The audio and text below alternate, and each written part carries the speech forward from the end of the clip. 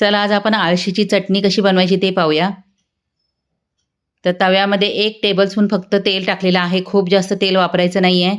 आणि त्याच्यामध्ये 1 चमचा जिरं आणि 1 चमचा बडीशेप टाकली आणि ही जिरं आणि बडीशेप पहिल्यांदा परतून घ्यायची चांगली. गॅसची फ्लेम लो ठेवायची. त्याच्यानंतर याच्यामध्ये कढीपत्ता टाकायचा आहे. थोडा जास्त टाकलात तरीसुद्धा चालेल आणि हा कढीपत्तासुद्धा कुरकुरीत होईपर्यंत पहिल्यांदा परतून घ्यायचा आहे. आता याच्यामध्ये घेतलेली आहे 100 ग्रॅम आळशी. याला जवससुद्धा म्हणतात बरीच लोकं.